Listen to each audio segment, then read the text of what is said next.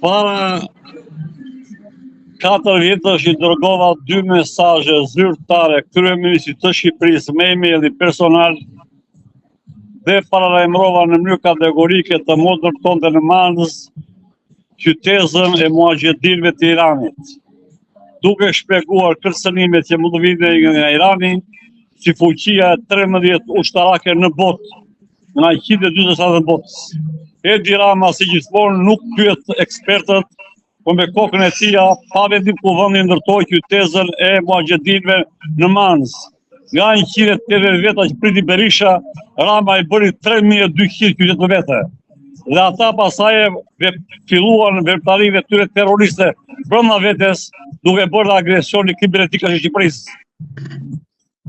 Kjo më detyroi që mas 3 ditësh botoj në faqen e parë të gazetës Dita, të cilën mund të hapet ta shikojnë, 14 prill 2024 shkrimin e madh, për bën kërcënim ushtarak Irani për Shqipërinë, ku argumentoi me shifra fakte shkencore që një veprim I tillë I Shqipërisë pa një kundër ajror për bërë një kërcënim ushtarak të rrezikshëm për Shqipërinë.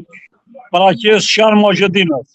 Kur ishte konflikti në Iran, pse kaluan në Irak, pse Amerika dhe Bashkimi Evropian shpallin shtet terrorist, kur u hoqi emrin, pse nuk I pranoi asnjë shtet tjetër në Europë dhe Ballkan, dhe Edi Rama strategu botës I pranon Shqipëri, që s'ka as kundër ajror.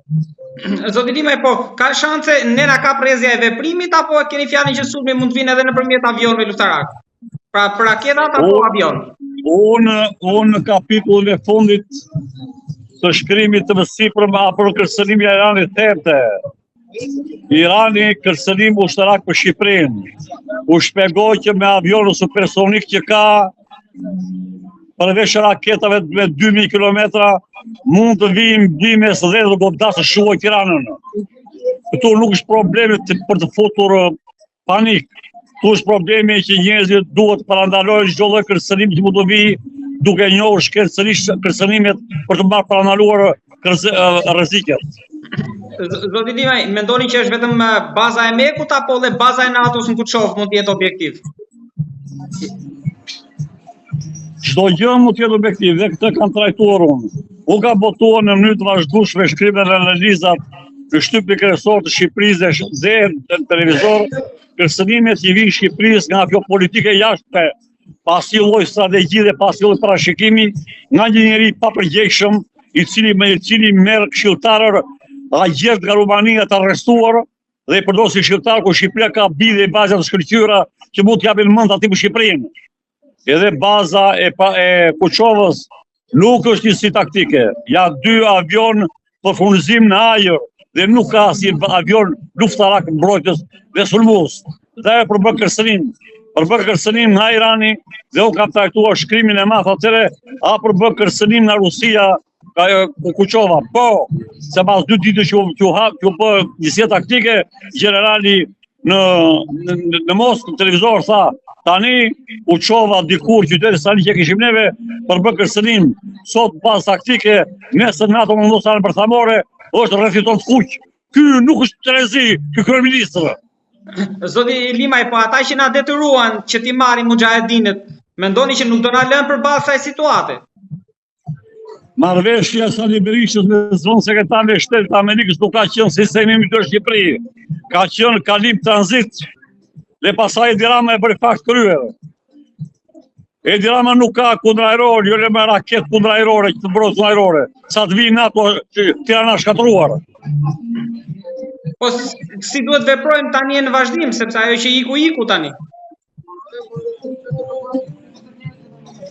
Problemi I dashur gazetar është madhor. Politika e shtetit shqiptar nuk bëhet në funksion të shtetit dhe mega shteti. Shqipëria nuk është më republikë, por shtet kryeministror. Një njeri që merr vendime për gjithçka, që nuk pyet askënd, e ka vënë për vendin shumë rrezik. Korrupsion dhe krim organizuar kanë poshtur çdo lloj mendimi shkencor për konsolidimin e shtetit demokratik ligjor. Zoti Limaj, por ne prishim edhe bunkerët tani përballë një situate të tillë çfarë mund të bëhet? Ku do fusin kokën? Qofse ndodh, qof larg po. Aktualisht duhet patjetër bashkëpunim shumë i thelluar me Amerikën dhe shtetet aleate të Amerikës që kanë për predispozicion për të parashikuar dhe për të shmangur çdo lloj kërcënimi pas Shqipërisë. Irani është problem madhor, i lindur nga probleme madhor që ka Izraeli në lidhjen e mesme.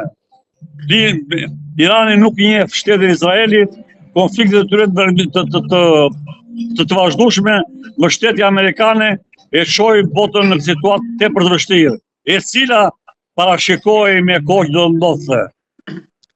Zoti Lima, ju keni qenë edhe njihni shumë mirë Turqinë, normalisht dhe i gjirin atje. Si mendoni që do vazhdoj tani?